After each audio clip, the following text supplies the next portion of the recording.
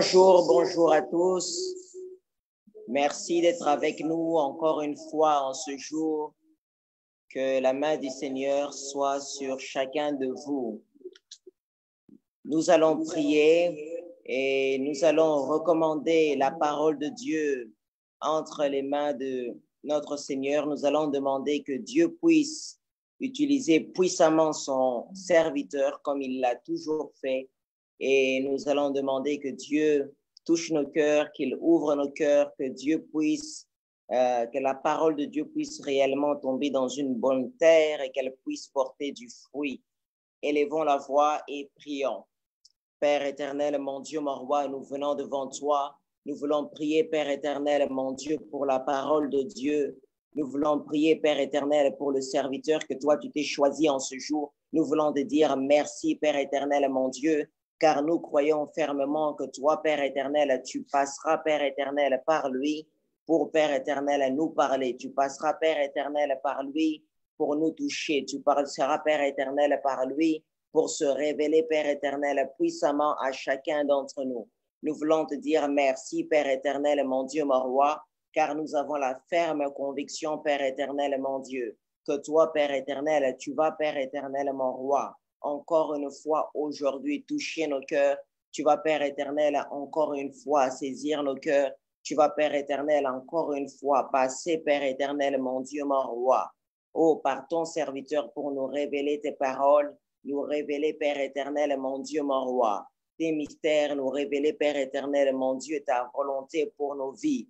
Je prie, Père éternel, que la parole que nous allons entendre, que cela, Père éternel, tombe dans une bonne terre, qu'elle puisse, Père éternel, apporter du fruit et des fruits, Père éternel, dignes et des fruits qui demeurent. Nous prions, Père éternel, mon Dieu, mon roi, que toi seul, tu nous accompagnes et que toi, Père éternel, mon Dieu, mon roi, tu puisses, Père éternel, encore une fois, Père éternel, nous surprendre. Tu puisses encore une fois, Père éternel, mon Dieu, renouveler notre intelligence. Que tu puisses, Père éternel, encore une fois, passer, Père éternel, mon Dieu, mon roi, sous les routes de nos cœurs. Nous prions, Père éternel, mon Dieu, mon roi, là où nos cœurs étaient durs, là où nos cœurs étaient fermés. Nous prions, Père éternel, mon Dieu, que la parole de Dieu, la Bible déclare dans le livre d'Hébreux qu'elle est plus puissante qu'une épée à double tranchant, qu'elle sépare l'âme et l'esprit. Nous prions, Père éternel, mon Dieu, mon roi, que la parole de Dieu puisse venir faire son œuvre en nous, qu'elle puisse tomber dans une bonne terre et que, Père éternel, je prie que cette parole, nous puissions la porter longtemps, Père éternel, mon Dieu, mon roi, et qu'elle continue à nous guider vers les sentiers de ta justice. Le psalmiste David a déclaré, Père éternel, comment le jeune homme rendra ses sentiers droits et purs. Il déclare que c'est en marchant et en attachant la parole de Dieu à son cœur. Nous prions, Père éternel, que cela soit le cas, Père éternel, pour nous, afin que chaque jour, Père éternel, nous soyons agréables, Père éternel, à toi, agréable, Père éternel, à tes yeux, agréable, Père éternel, dans ta présence. Nous te disons merci, Père éternel, mon roi, car je crois, Père éternel, mon Dieu, que ta présence est parmi nous. La Bible déclare que là où deux ou trois personnes sont assemblées en ton nom, toi, tu es au milieu d'eux. Et je crois, Père éternel, mon Dieu, que toi, tu toucheras, Père éternel, ceux qui nous suivent, Père éternel, dans leur maison, leur chambre, leur cuisine, Père éternel, mon Dieu, où qu'ils soient, Père éternel. Je crois que toi, tu vas les toucher. Je crois que toi, tu vas te saisir de Père éternel, mon Dieu, mon roi. Merci, Père éternel, mon Dieu, car toi, Père éternel, tu t'es décidé, Père éternel, de venir, Père éternel, encore une fois vers nous, Père éternel, mon Dieu. Sois glorifié, Père éternel, mon Dieu. Nous te louons et nous te magnifions. Merci pour cette parole que toi, Père éternel, tu aimerais nous donner. Que ton nom soit glorifié, que ton nom soit élevé. Et c'est là dans le nom puissant de Jésus-Christ de Nazareth. Amen. Amen, bien-aimés. Nous allons suivre la parole. Le pasteur est déjà prêt. Alors, nous allons céder le micro afin que nous puissions entendre la sagesse de Dieu.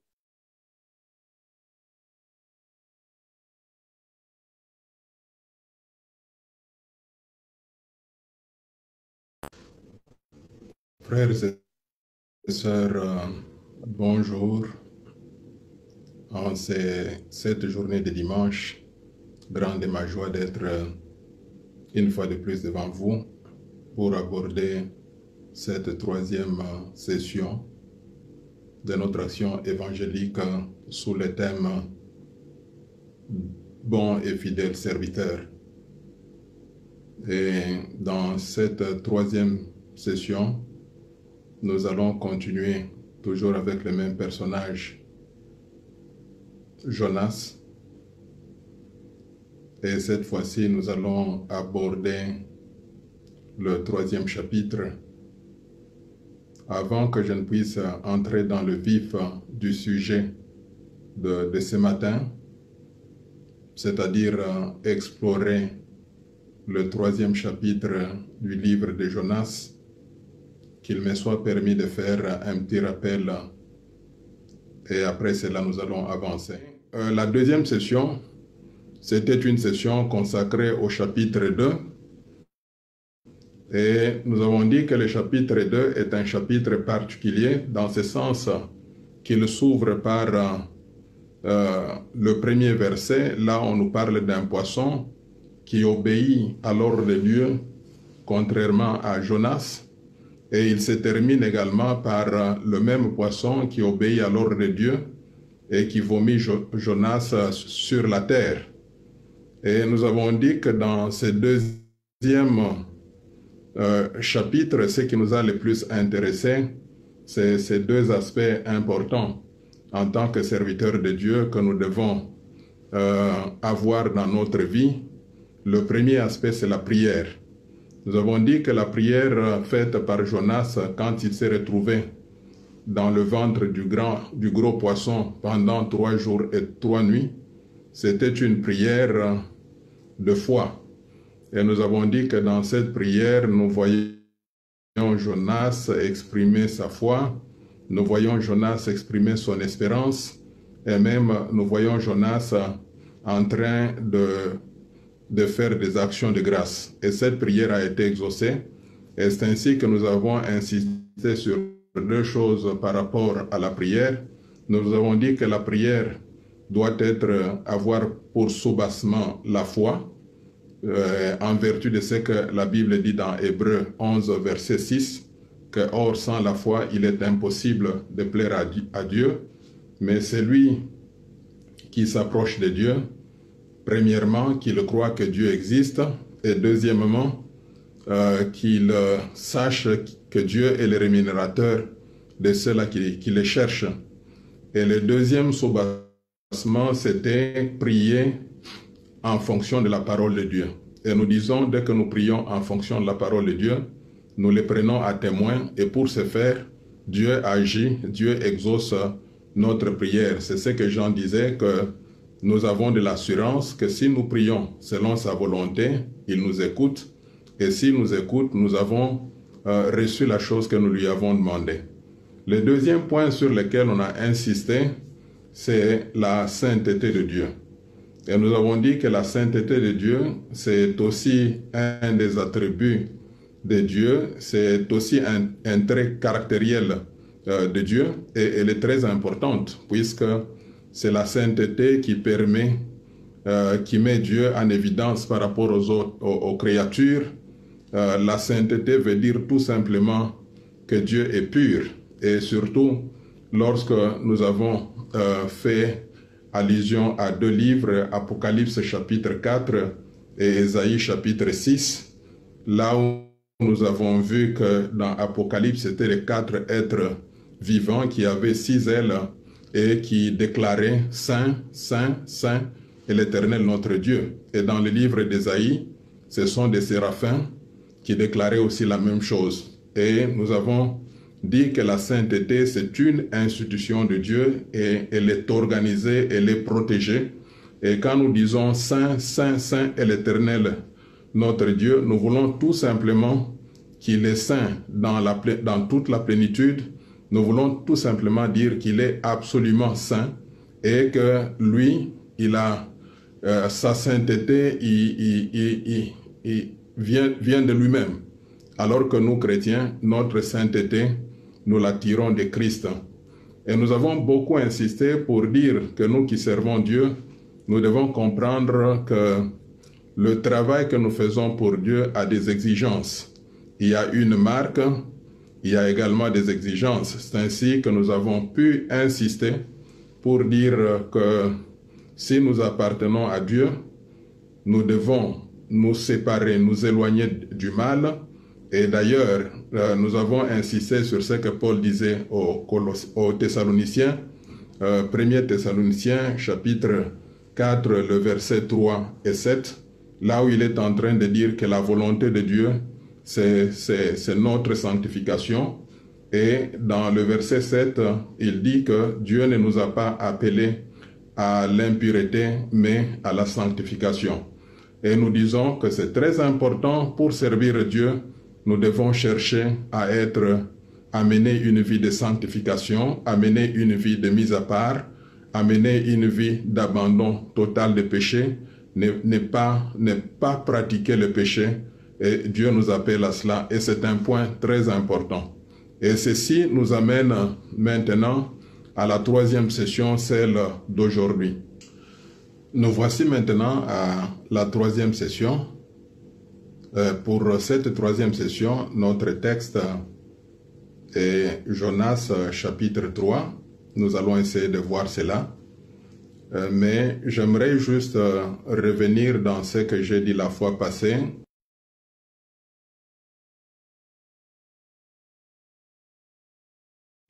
J'ai ouvert un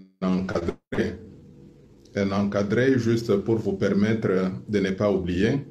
C'est que je remarque dans le premier chapitre, nous sommes en face d'un homme. Et cet homme que nous voyons dans le premier chapitre, c'est Jonas. Il n'est pas un homme simple, c'est un serviteur de Dieu. Et par surcroît, c'est un prophète. Un prophète veut dire la bouche autorisée de Dieu.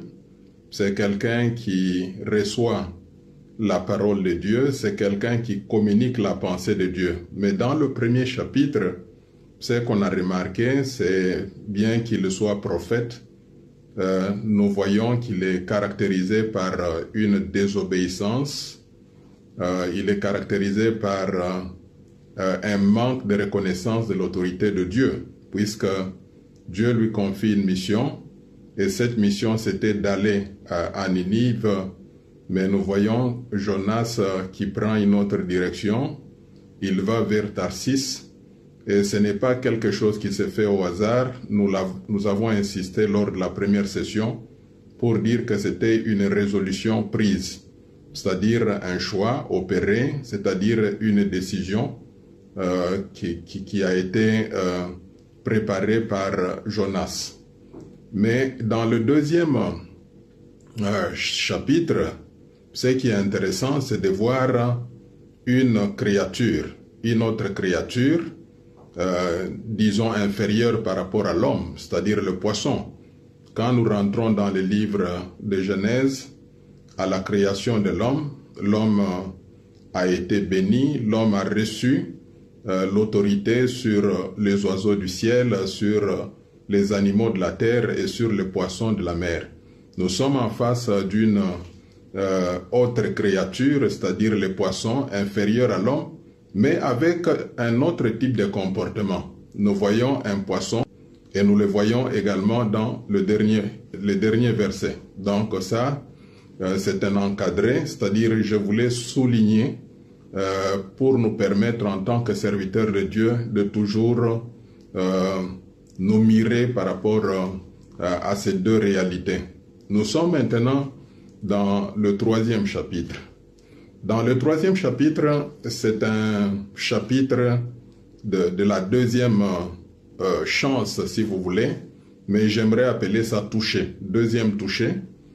Jonas, après avoir passé un long moment dans le ventre du gros poisson, puisque la Bible déclare qu'il a été là pendant 3 jours et 3 nuits, et quand il sort, Jonas se retrouve dans une situation de deuxième toucher. Et la Bible déclare que pour la deuxième fois, Dieu s'adresse à Jonas. Dieu reprend la même mission qui est sur, qui est sur le premier chapitre. Il demande à Jonas de s'élever et d'aller vers Ninive. Mais cette fois-ci, Jonas obéit à la parole de Dieu.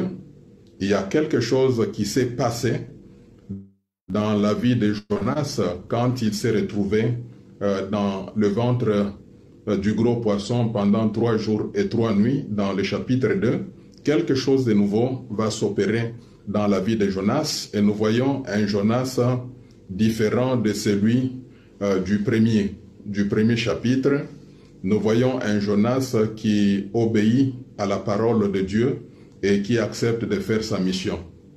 Et pour ce matin, dans cette 3e session, je vais aborder 3 points majeurs. Le premier point que je vais aborder, c'est à l'école de Dieu. Ça, c'est le premier point. En tant que serviteur de Dieu, il serait mieux qu'on soit enseignable, il serait mieux qu'on accepte d'entrer dans l'école de Dieu. Et le deuxième point, je vais parler sur la culture de l'obéissance. Et vous allez comprendre pourquoi est-ce que j'appelle culture de l'obéissance. Culture, entendez, c'est quelque chose qu'on apprend et à la différence de quelque chose qu'on reçoit ou qu'on hérite. C'est-à-dire ici, la culture de l'obéissance, je voudrais tout simplement dire que la connaissance passe par l'apprentissage. Et le troisième point, je vais parler des charismes. Des charismes. Ça, ce sont les 3 points que je vais insister pour nous permettre de comprendre davantage notre sous-thème qu'il ne faut pas oublier. Notre sous-thème, c'est connaître Dieu pour bien le servir.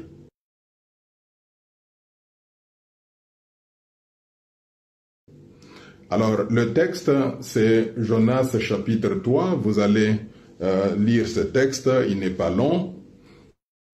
J'aimerais vous encourager de le lire à la maison, comme je l'avais dit, tous les livres de Jonas qui a 4 chapitres.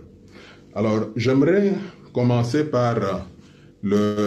j'aimerais commencer maintenant avec le premier point, à l'école de Dieu. Alors, il y a certaines personnes qui pensent qu'on n'a pas besoin d'apprendre, qu'on n'a pas besoin de connaître Dieu. Il y a certaines personnes qui pensent à cela. J'ai déjà assisté à beaucoup de discussions. Il y a ceux-là même qui découragent à ce que les gens ne puissent pas faire de la théologie, etc.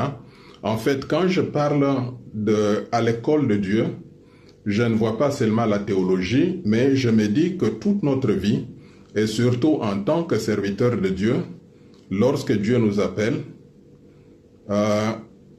il nous introduit dans une école pour essayer d'apprendre, de comprendre certaines choses. Et d'ailleurs, c'est ça la pensée de Dieu. Vous verrez que il y a ce qu'on appelle la révélation de Dieu.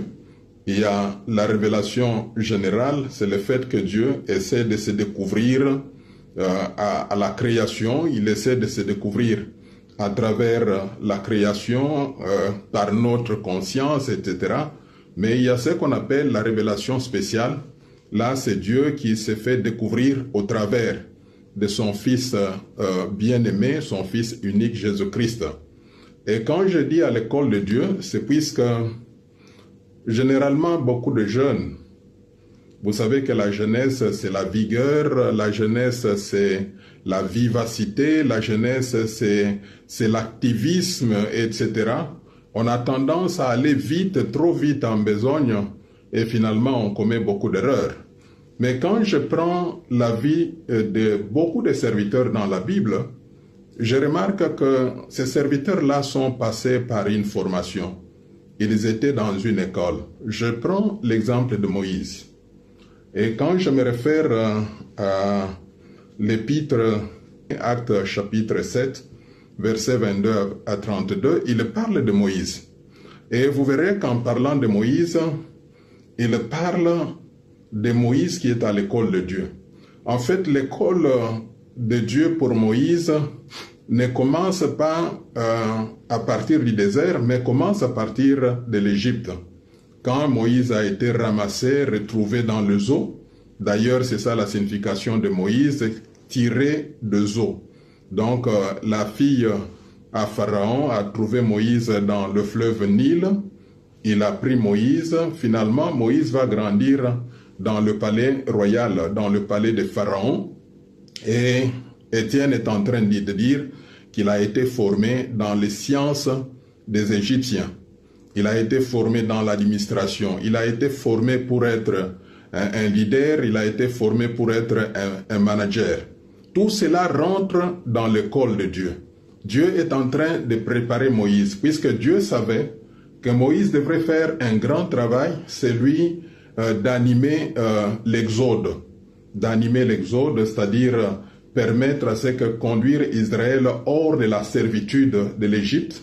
Dieu le prépare en tant que dans les sciences de l'Égypte, il le prépare en tant qu'administrateur, il le prépare en tant que leader, au point que Moïse était capable de diriger.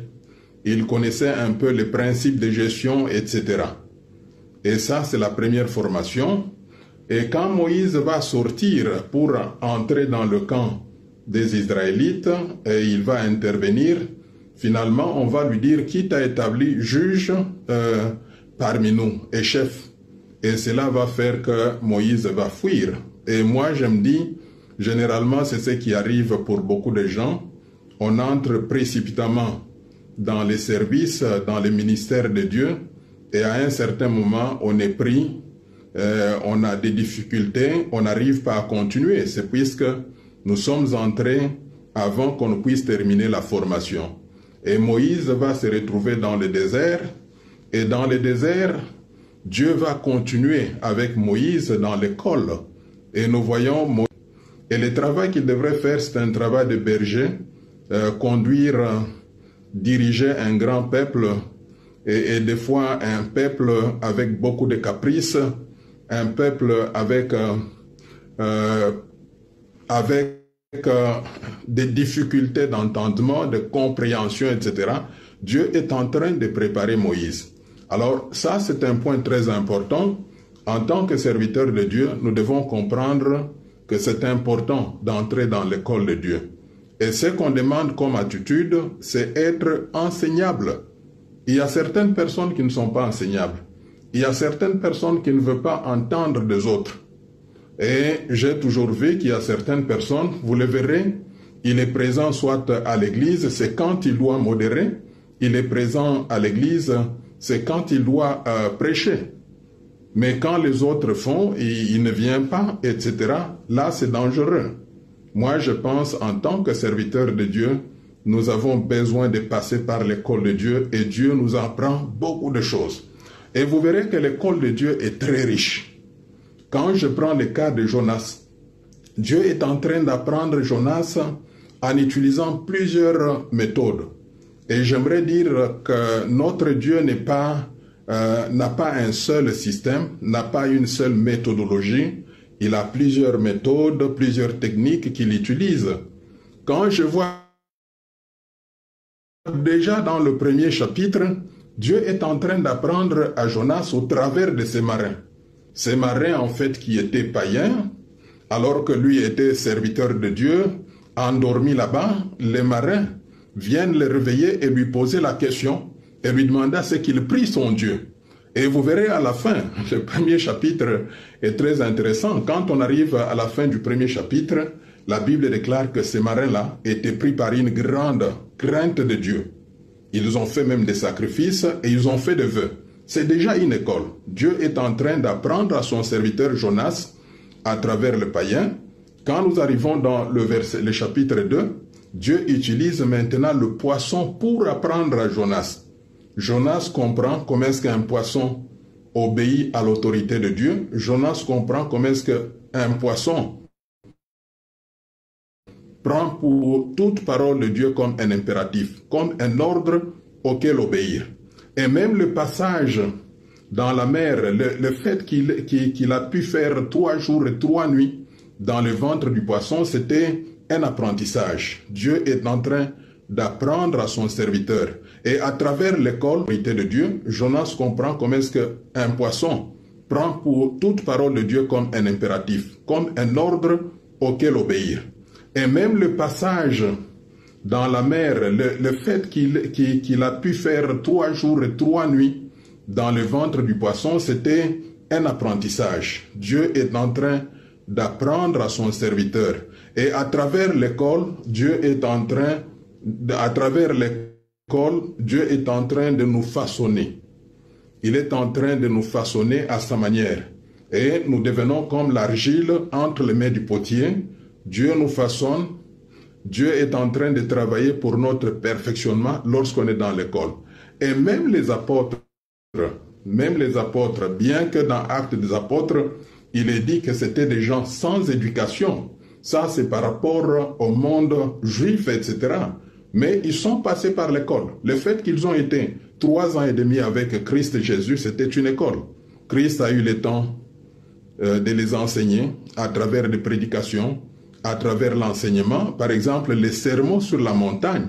Moi, je disais que les sermons sur la montagne, pour moi, c'est comme une défense de thèse.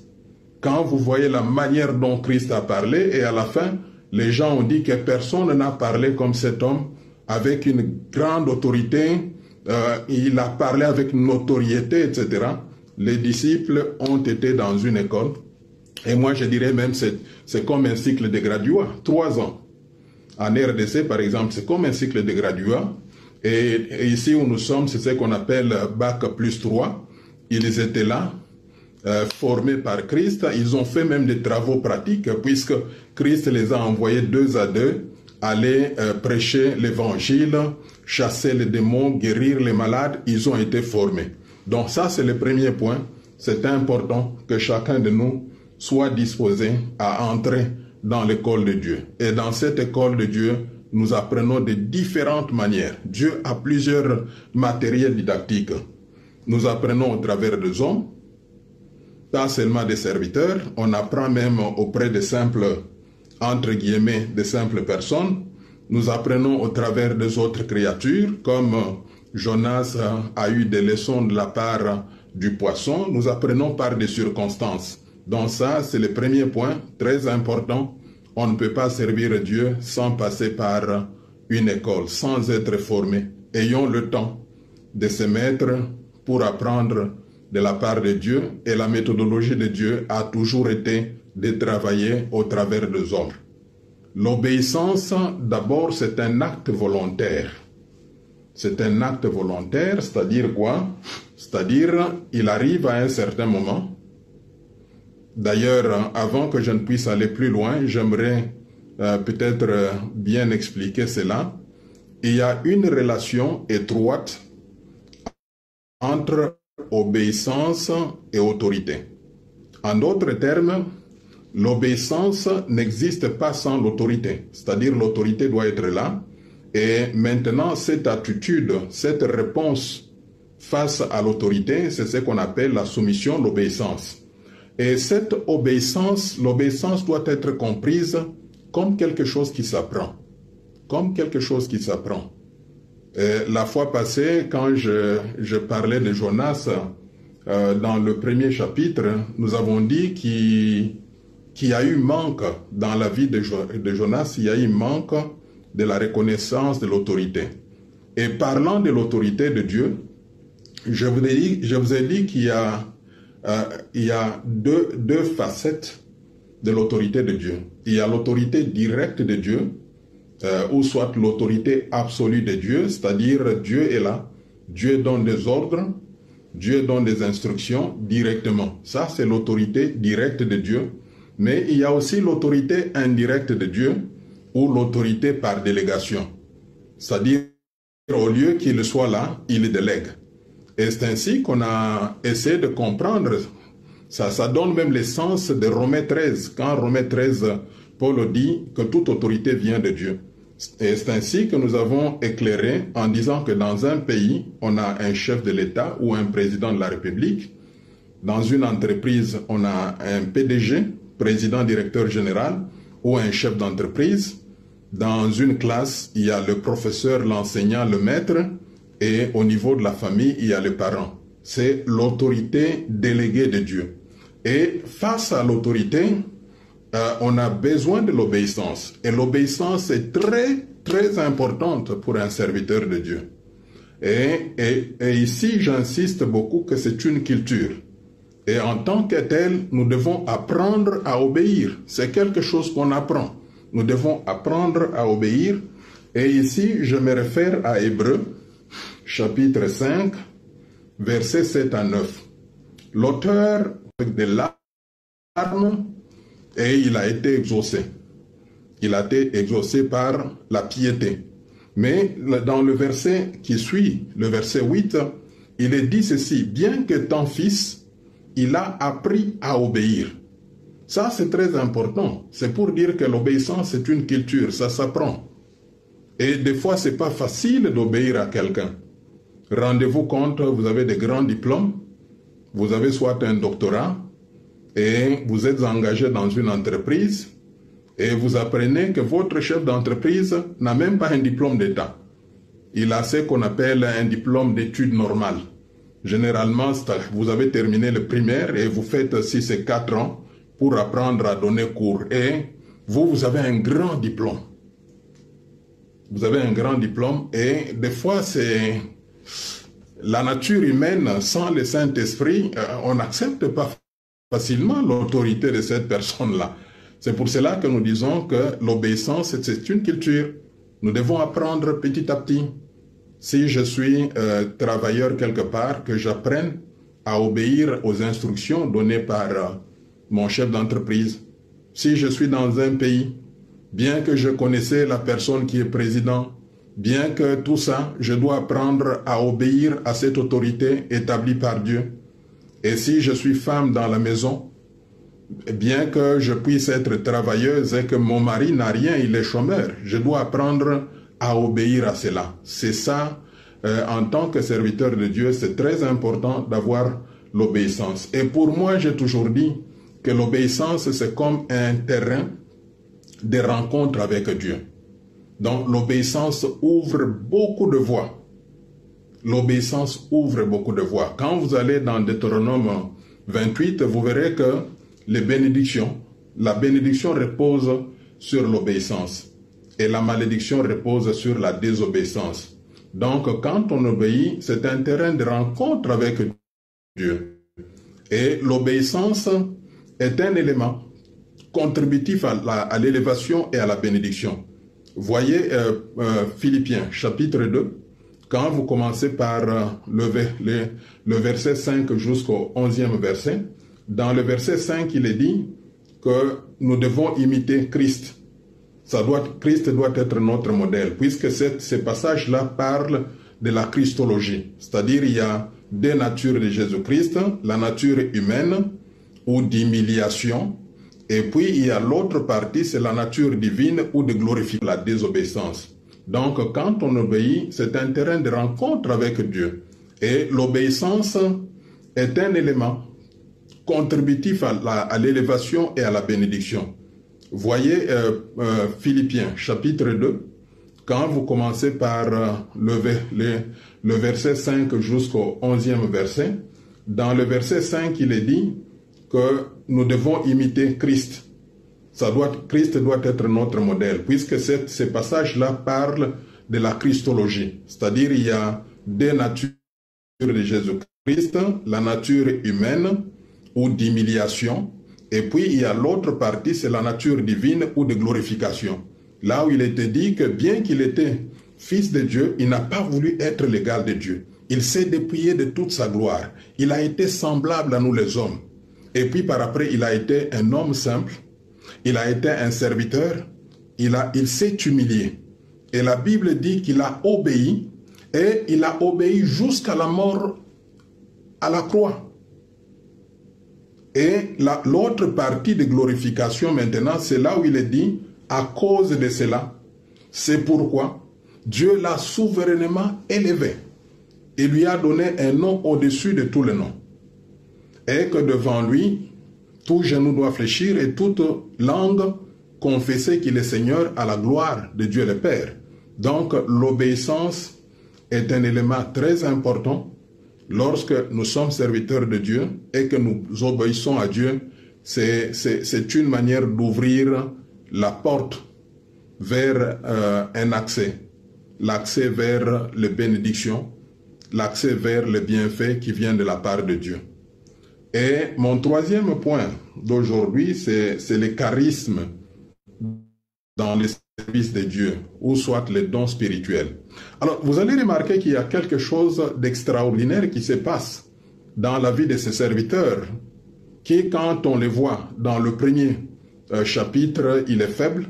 Également, dans le deuxième chapitre, il est faible. Mais dans le troisième, il change.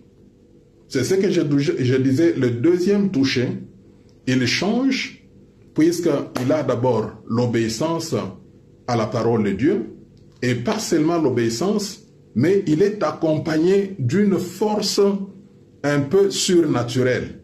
C'est là où j'aimerais dire que c'est très important, en tant que serviteur de Dieu, que nous puissions voir cet aspect, ce troisième aspect qui est très important. Nous sommes déjà dans le dernier point. Dans le dernier point, nous sommes en train de parler des charismes dans les services pour Dieu. Comme vous le savez, quand on vient à Dieu, nous avons les talents. Les talents, ce sont des capacités naturelles que nous amenons, que nous avons acquis, hérité de nos parents. Les capacités naturelles, ce sont des talents qui sont aussi importants dans les services de Dieu. Nous avons aussi les acquis. Quand je parle des acquis, je parle de connaissances que nous recevons, soit de l'école, des connaissances que nous recevons dans notre environnement social, des connaissances que nous recevons dans le travail que nous faisons. En fait, il y a connaissance et aptitude qu'on amène, même attitude. Mais ce qui est plus important, et surtout en tant que serviteur de Dieu, pour être efficace, pour être bon et fidèle dans le travail de Dieu, il y a Dieu qui nous donne les charismes. Les charismes, ce sont des dons spirituels. Les charismes, ce sont des capacités surnaturelles qui nous permettent de bien faire le travail de Dieu. Alors, comme je l'avais dit, quand on fait un constat, un regard sur la vie de Jonas, nous remarquons que dans le premier chapitre, c'est un Jonas faible, c'est un Jonas qui est très loin des standards de Dieu. Nous le voyons, un Jonas désobéissant, un Jonas qui est limité en termes des attributs de Dieu. Il ne comprend pas que Dieu est omniprésent, il ne comprend pas que Dieu est omniscient, il ne comprend pas que Dieu est omnipotent. Dans le deuxième chapitre également, il n'est pas particulier. Il est toujours dans sa faiblesse. D'ailleurs, il est coincé dans le ventre du poisson. Mais quand on arrive au troisième chapitre, et la Bible dit clairement dans le premier verset que pour la deuxième fois, Dieu s'adressa à Jonas. Raison pour laquelle nous avons parlé du deuxième toucher. Deuxième toucher, ceci peut vous ramener à ce que Christ avait fait avec un aveugle. Après l'avoir touché pour la première fois, l'aveugle dira que je suis en train de voir des hommes comme des arbres. Mais quand il a reçu le deuxième toucher de Dieu, de Jésus-Christ, il a vu clairement, nettement, distinctement. Ceci est aussi vrai pour Jonas. Pour la deuxième fois, Dieu s'adresse et nous voyons un Jonas transformé. Nous voyons un Jonas obéissant à l'ordre de Dieu et nous voyons Jonas en train d'accomplir la mission de Dieu. Et ce qui nous surprend davantage, c'est dans cette mission-là, puisque la Bible déclare que il fallait 3 jours pour parcourir Ninive, la grande ville. Jonas, lui, il a fait ça en une journée seulement et il y a eu déjà des résultats. Il y a eu des résultats. Les Ninivites ont commencé à prier, les Ninivites ont commencé à faire la repentance. Ils ont pris, le roi a fait même un décret pour que tout le monde entre en jeûne et prière, pas seulement les hommes, mais les hommes plus les animaux. C'est-à-dire qu'il y a une capacité surnaturelle qui a accompagné Jonas dans les services. Nous aussi, on ne peut pas faire les services de Dieu sans l'accompagnement du Saint-Esprit, sans le soutien du Saint-Esprit. Et c'est très important. Quand nous lisons dans Actes 32, il y a quelque chose de très important quand les apôtres disent que Dieu donne le Saint-Esprit à ceux-là qui lui obéissent. Ça, c'est très important, frères et sœurs, vous qui aspirez à travailler pour Dieu, sachez que ces services de Dieu, pour qu'ils soient efficaces, nous devons aller, évidemment, avec nos talents, aller avec nos acquis, mais le plus important, c'est s'engager avec le don du Saint-Esprit, avec les capacités surnaturelles que Dieu nous donne. Quand vous vous référez à 1 Corinthiens chapitre 12, vous verrez quelques dons du Saint-Esprit qui sont là-bas, paroles de connaissance, paroles de sagesse. Il y a le don de foi, le don d'opération des miracles, de guérison. Il y en a beaucoup et c'est mieux qu'on puisse en avoir. C'est très important si on voudrait vraiment faire un bon travail de la part de Dieu. Et pour terminer, j'aimerais faire une petite conclusion. Et dans ma conclusion, j'aimerais revenir sur un aspect important que j'ai pu frôler la fois passée. C'était dans Matthieu chapitre 7, quand on commence par le verset 21 jusqu'au verset 23.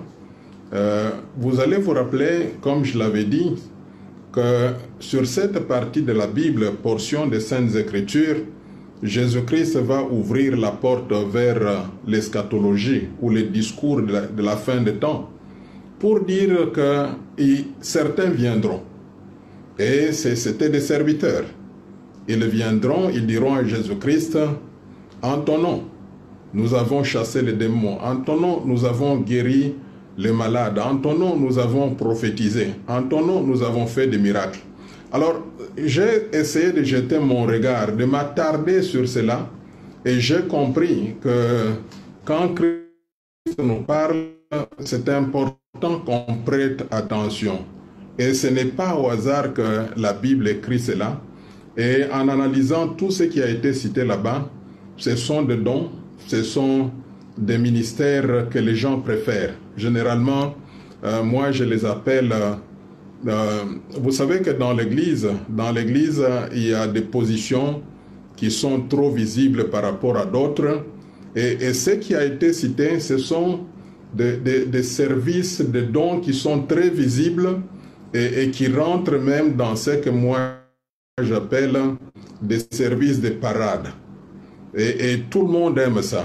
Chacun de nous aime être prophète, chacun de nous aime guérir les malades, chacun de nous aime chasser les démons, chacun de nous aime faire des miracles. Mais ce qui est très important pour moi, et j'aimerais insister, c'est la réponse de Christ. Quand ils diront tout cela à Christ va leur dire ceci, éloignez-vous de moi, je ne vous ai jamais connu. Et pour quelle raison? Christ a dit, puisque vous êtes serviteurs de l'iniquité. Alors là, j'insiste beaucoup sur la vie de sanctification, c'est-à-dire la vie de mise à part, l'abandon total du péché. C'est un aspect très important pour nous qui sommes serviteurs de Dieu et pour vous qui aspirez à cela. Vous qui aspirez être serviteurs, vous qui aspirez être servantes de Dieu, il faut rechercher davantage la vie de sanctification, la vie de mise à part, l'abandon total du péché.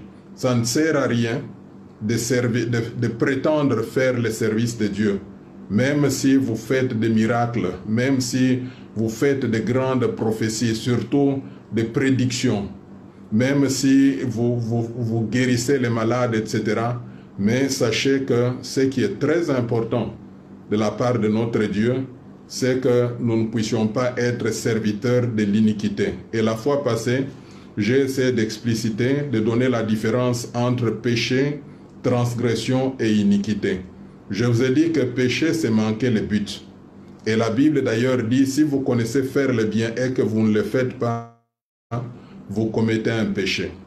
Et j'avais dit que transgression, c'est le fait qu'on désobéit à la loi, le fait qu'on ne respecte pas la loi. C'est ce qu'on appelle la transgression. Mais l'iniquité, c'est plus grave. C'est une inclinaison, c'est un penchant, c'est une orientation vers le mal.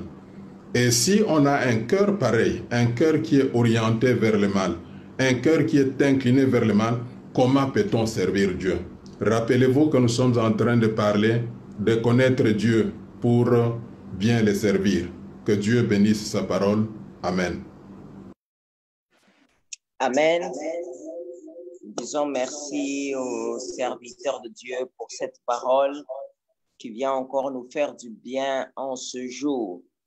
Nous allons prier par rapport au point que le pasteur a relevé. Il a parlé premièrement de l'école de Dieu, il a parlé de la culture de l'obéissance et il a parlé de l'apport des charismes dans le service de Dieu. Alors, nous allons prier par rapport au premier point, l'école de Dieu.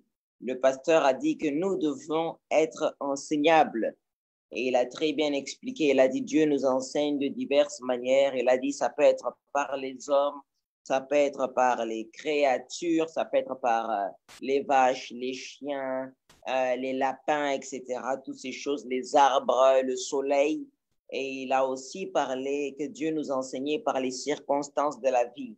Ça peut être un problème, une difficulté, quelque chose que tu as du mal à régler. Toutes ces choses-là participent à l'école de Dieu. Et il a beaucoup insisté en disant que le système de Dieu était fait d'abord par les hommes. Et c'est là où il a parlé de écouter les autres.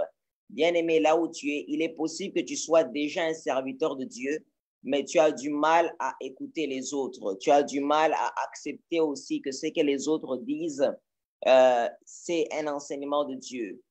Tu veux forcément que ce soit seulement tes révélations, que ce soit seulement tes enseignements à toi. Pourtant, Dieu peut te parler de diverses manières. Peut-être qu'il y a des gens qui ne prêchent peut-être pas aussi bien que toi, qui ne parlent pas aussi peut-être bien que toi, et tu ne veux pas les écouter, pensant que ce qu'ils ont à dire n'est pas peut-être nécessaire ou tu connais déjà. Pourtant, le pasteur nous dit que Dieu passe par les hommes pour nous parler. Et nous allons prier par rapport à ça, parce que le pasteur a parlé aussi de l'humilité. La Bible dit que l'humilité, c'est regarder les autres comme étant supérieurs à soi. Tu dois arriver à regarder ton frère, ta sœur, serviteur de Dieu, servante de Dieu, comme aussi étant la bouche de Dieu et en croyant que Dieu peut passer par là pour aussi te parler et pour te révéler quelque chose.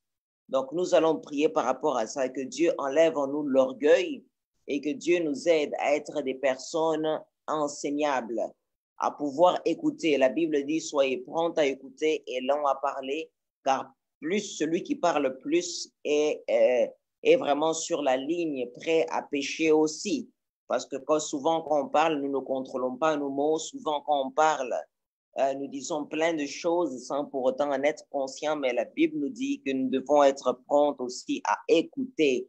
Donc, nous allons prier que Dieu t'aide à écouter ton pasteur, que Dieu t'aide à écouter ton leader, que Dieu t'aide aussi à écouter même tes frères et sœurs. Et le pasteur y allait encore plus loin. Il dit que Dieu peut même nous parler par quelqu'un qui n'est pas forcément chrétien, par quelqu'un qui n'est pas forcément né de nouveau. Dieu peut passer par lui pour nous parler. De la même manière que Dieu est passé par le poisson, il peut aussi passer par eux. Donc, soyons sensibles à la voix de Dieu, soyons sensibles aux personnes que Dieu met devant nous pour nous guider et nous révéler sa parole. Élevons la voix et prions.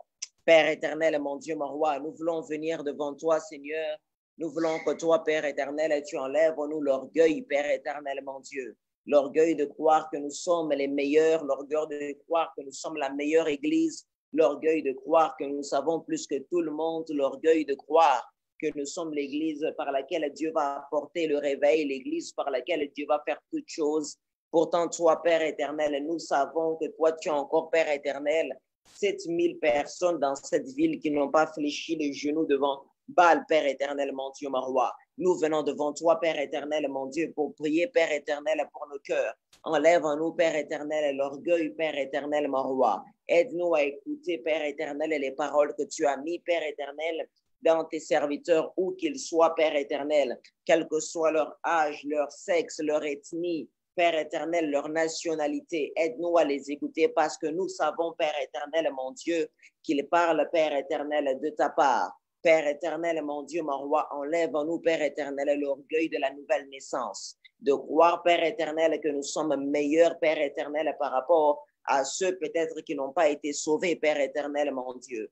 Aide-nous à les écouter, car la peur, tu nous as dit par ton serviteur, Père éternel, mon Dieu, que toi, tu passes, Père éternel, même Père éternel, mon Dieu, mon roi, par des choses, Père éternel, mon Dieu, mon roi, qui ne sont pas forcément religieuses. Toi, tu passes par là, Père éternel, mon Dieu, pour aussi nous communiquer, Père éternel, ta volonté. Voilà, Père éternel, mon Dieu, mon roi, pourquoi nous venons devant toi. Nous voulons s'incliner, Père éternel, devant ta face et nous voulons que toi, Père éternel, tu nous aides à pouvoir t'entendre. Tu nous aides à pouvoir entendre ta voix. Tu nous aides à pouvoir, Père éternel, mon Dieu, mon roi, écouter, Père éternel, ces personnes que toi, tu mets devant nous. Tu nous as parlé de l'école, Père éternel de Dieu. Et l'école, Père éternel, mon roi, ne prend pas fin en un jour. Mais dans l'école, il y a plusieurs classes en fonction des années. Père éternel, mon Dieu, mon roi, nous venons devant toi. Que toi, tu nous dotes, Père éternel, de patience, Père éternel, mon roi, afin, Père éternel, mon Dieu, mon roi, réellement, d'écouter, Père éternel, les cours, les leçons que toi, tu donnes dans ton école. Père éternel, mon Dieu, mon roi, Père éternel, tu as donné des leçons, Père éternel, mon Dieu, comme le serviteur a dit à Moïse, dans ton école, Père éternel, mon roi. Tu l'as parlé au travers, Père éternel, des Égyptiens. Toi, Père éternel, tu l'as formé, Père éternel, en Égypte. Père éternel, mon Dieu, mon roi, aide-nous à être, Père éternel, de même. Patient, Père éternel, pour entendre, Père éternel, ta voix. Pour capter, Père éternel, ta voix. Pour marcher, Père éternel, mon Dieu, mon roi. Selon, Père éternel, tes préceptes, mon Dieu, mon roi. Père éternel, nous voulons être, Père éternel, mon Dieu, mon roi. Comme ce que déclare ta parole, l'Éternel a parlé une fois, mais j'ai entendu 2 fois. Père éternel, mon Dieu, Père éternel, mon roi, nous voulons que toi, Père éternel, mon Dieu, tu puisses nous aider, tu puisses, Père éternel, mon Dieu, mon roi, nous accompagner. Enlève-nous, Père éternel, l'orgueil de se dire que nous sommes, Père éternel, meilleurs serviteurs, que c'est nous qui avons le vrai évangile, Père éternel, mon Dieu, mon roi. Aide-nous à écouter, Père éternel, les autres, parce que je crois que toi, Père éternel, tu as fait un corps, parce que toi, Père éternel, mon Dieu, tu as décidé, Père éternel, de parler, Père éternel, mon Dieu, à chaque partie du corps, à révéler une portion de révélation à chaque partie du corps selon ton bon plaisir, Père éternel, mon Dieu. Que toi, Père éternel, mon roi, tu nous accompagnes. Que toi, Père éternel, mon Dieu, tu nous guides. Que toi, Père éternel, mon Dieu, Père éternel, mon roi, Père éternel, mon Dieu. Que toi, Père éternel, mon roi, Père éternel, mon Dieu, Père éternel, tout-puissant. Toi, le Dieu, Père éternel, mon roi. Toi, le Dieu, Père éternel, merveilleux.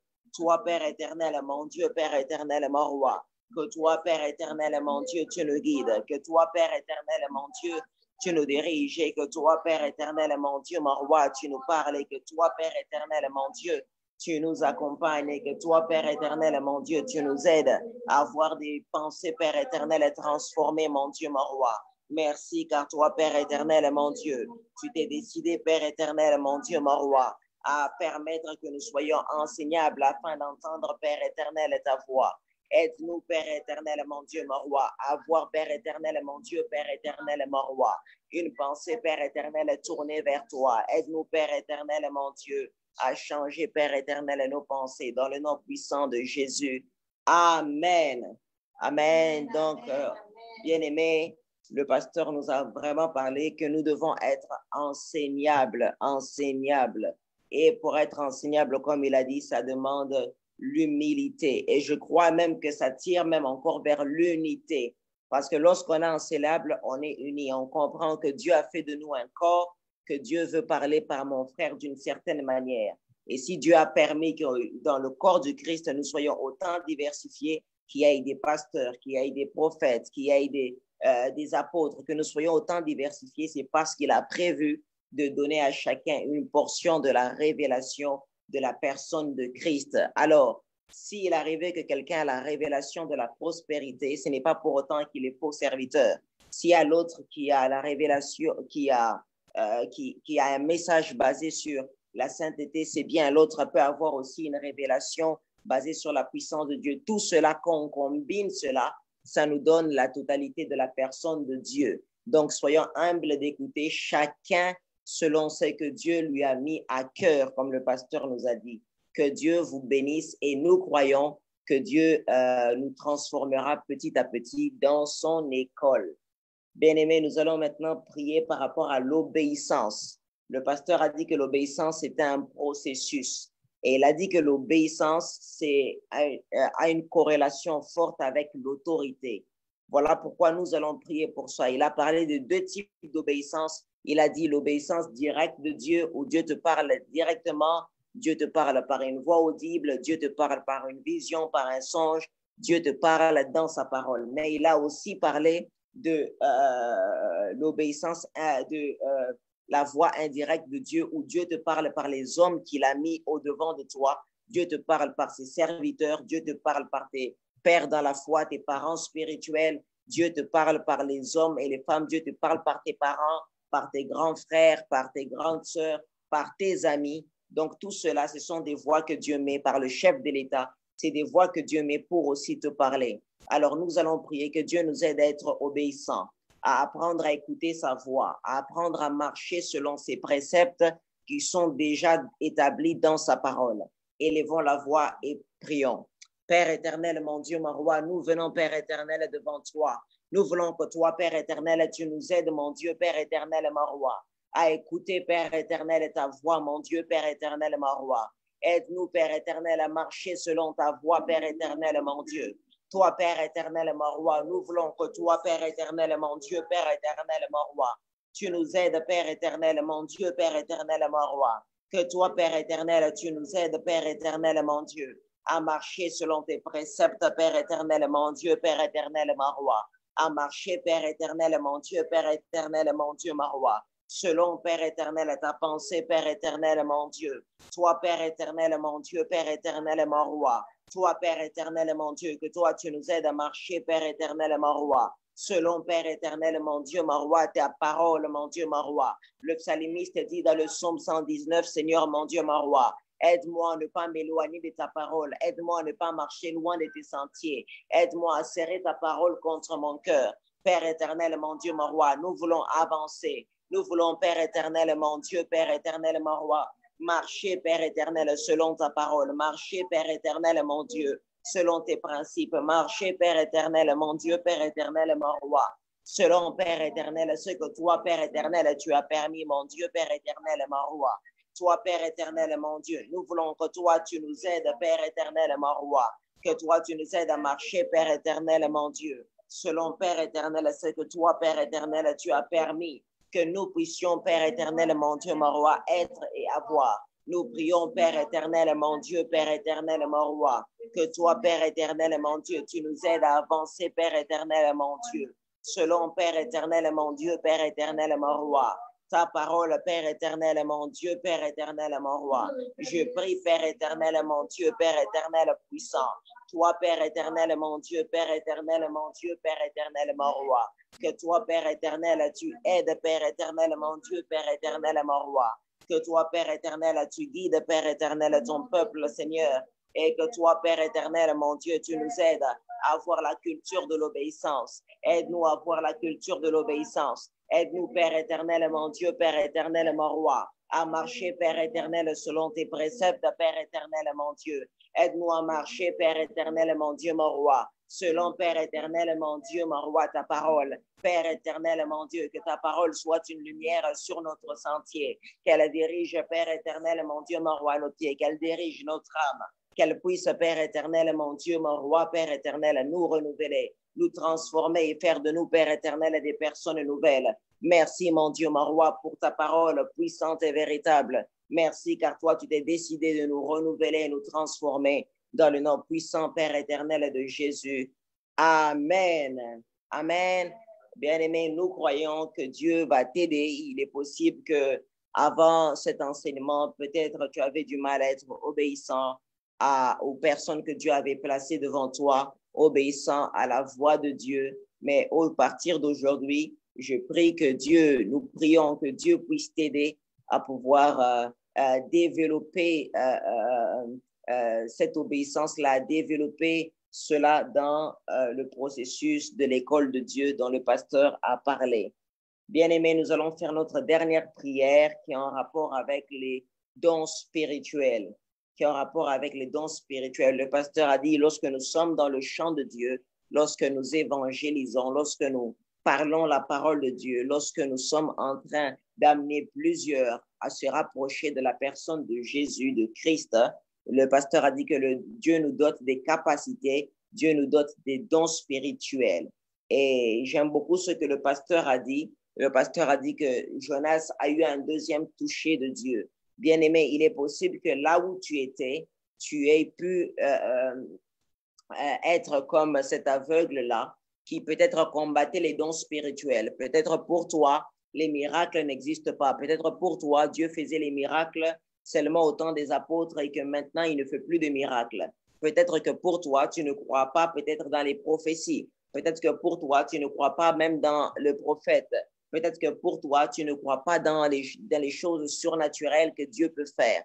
Tu ne crois pas peut-être qu'aujourd'hui, Dieu peut arrêter encore le soleil comme il a fait avec Josué. Tu ne crois pas peut-être qu'aujourd'hui, Dieu peut séparer encore la mer en deux comme il a fait avec Moïse. Tu ne crois pas peut-être qu'aujourd'hui, Dieu peut encore ressusciter des morts. Mais bien aimé, le pasteur nous dit que cela est possible et que Dieu fait encore cela aujourd'hui parce qu'il est le même hier, aujourd'hui et éternellement. Alors, nous allons prier pour ça, que Dieu puisse nous aider à pouvoir marcher avec ces dons spirituels. Bien aimé, lorsque tu as les dons spirituels, tu vas constater que certaines choses vont devenir plus faciles. Peut-être les choses sont difficiles pour toi, les choses sont difficiles dans ton ministère, les choses sont difficiles dans ta vie, parce que tu es en train de faire tout avec ta propre force. Mais demande l'assistance du Saint-Esprit, le Saint-Esprit qui va te doter de ces dons-là pour t'aider à pouvoir, encore une fois, marcher vraiment dans la grâce de Dieu. Élevons la voix et prions. Père éternel, mon Dieu, Père éternel, mon roi, nous venons, Père éternel, devant toi. Père éternel, mon Dieu, le pasteur nous a dit que toi, tu continues, Père éternel, mon Dieu, Père éternel, mon roi. Père éternel, à relâcher ta puissance sur la terre. Le pasteur nous a dit que toi, Père éternel, mon Dieu, tu continues à passer, Père éternel, par les dons spirituels. Père éternel, mon Dieu, pour se révéler, Père éternel, mon Dieu, mon roi, au monde, Père éternel, mon Dieu. Le pasteur nous a dit que toi, Père éternel, tu es le Dieu qui continue à guérir. Tu es le Dieu qui continue à parler. Tu es le Dieu qui continue à prophétiser. Tu es le Dieu qui continue à donner des paroles de connaissance. Tu es le Dieu, Père éternel, du don de foi. Tu es le Dieu, Père éternel, mon Dieu, Père éternel, mon roi, du don de libéralité. Toi, tu es le Dieu, Père éternel, mon Dieu, Père éternel, mon roi, qui continue, Père éternel, pour mon Dieu, mon roi, à dispenser les langues. Père éternel, mon Dieu, la Bible dit lorsqu'ils étaient dans la chambre haute, toi, tu les as dotés, Père éternel, du parler en langue selon ce que l'Esprit leur permettait et leur donnait comme mot de s'exprimer. Père éternel, mon Dieu, Père éternel, mon roi, nous voulons que toi, tu puisses nous revêtir de puissance, Père éternel, mon roi. Revêt-nous, Père éternel, mon Dieu, mon roi, Père éternel, de tes dons, Père éternel, spirituels. Père éternel, mon Dieu, mon roi, que toi, Père éternel, mon Dieu, tu puisses, Père éternel, mon Dieu, mon roi, Père éternel, mon Dieu, passer, Père éternel, par nous. Que toi, Père éternel, mon Dieu, mon roi, que ton Saint-Esprit, Père éternel, mon Dieu, mon roi, puisse nous accorder, Père éternel, ces dons. Père éternel, la Bible nous encourage, Père éternel, à désirer, Père éternel, mon Dieu, mon roi, les dons spirituels. Nous prions, Père éternel, mon Dieu, mon roi, que toi, tu nous aides à marcher dans les dons spirituels, à marcher, Père éternel, dans le surnaturel, à marcher, Père éternel, mon Dieu, mon roi, Père éternel, dans ses paroles et dans ses promesses de foi. Père éternel, mon Dieu, mon roi, je crois que toi, tu continues, Père éternel, à parler encore, Père éternel, aujourd'hui et que toi, tu continues à te révéler, Père éternel, encore au monde par tes dons. Je prie, Père éternel, que toi, tu nous dotes de ces dons-là, afin que nous puissions, Père éternel, édifier, exhorter, consoler ton Église, Père éternel, mon Dieu, mais que nous puissions, Père ici, Père éternel, mon Dieu, amener plusieurs à la connaissance de Christ. Que toi, Père éternel, mon Dieu, mon roi, tu sois glorifié et que toi, Père éternel, mon Dieu, mon roi, tu sois, Père éternel, élevé, et cela dans le nom puissant de Jésus-Christ de Nazareth. Amen. Amen. Bien-aimé, là où tu es, peut-être il est possible que tu te dises, mais moi, je n'ai pas le don de prophétie, je n'ai pas le don des miracles, etc. Nous aimerions te dire que il y a, au-delà de ces dons spirituels, il y a encore d'autres dons. Lis simplement la Bible, recherche cela et Dieu va te parler et Dieu va te conduire. Donc, notre culte d'aujourd'hui tire à sa fin. Nous allons se recommander entre les mains de Dieu et nous allons nous séparer. Élevons la voix et prions. Père éternel, mon Dieu, nous voulons te dire merci, Père éternel, mon Dieu. Merci, Père éternel, mon roi, car toi, Père éternel, mon Dieu, tu as relâché ta gloire, Père éternel, dans ce culte. Tu as continué à nous parler. Nous voulons te dire merci, Père éternel, mon Dieu, Père éternel, mon roi. Merci, Père éternel, pour ta parole, Père éternel, mon Dieu. Merci, Père éternel, pour chacune des personnes qui étaient présentes, Père éternel, en ce lieu, Père éternel, aujourd'hui. Que toi seul, Père éternel, tu sois glorifié et que toi seul, Père éternel, mon Dieu, tu sois béni. Que toi seul, Père éternel, mon Dieu, tu sois, Père éternel, élevé. Merci, Père éternel, mon Dieu, mon roi, pour, Père éternel, cette journée que toi, tu as permis que nous puissions, Père éternel, être, Père éternel, présent, vivant, afin d'écouter, Père éternel, cette parole qui nous a fait du bien. Que toi seul, tu sois glorifié et que ton nom, Père éternel, soit magnifié. C'est dans le nom puissant de Jésus-Christ de Nazareth que nous avons ainsi prié avec action de grâce. Amen. Amen. Nous avons fini. Nous vous souhaitons de passer une formidable journée, passer un bon dimanche. Et si vous n'avez pas encore reçu Jésus-Christ comme votre Seigneur et Sauveur, prière de nous écrire afin que vous puissiez faire partie de cette grande famille qui est l'Église de Dieu. Soyez bénis et bon dimanche à vous.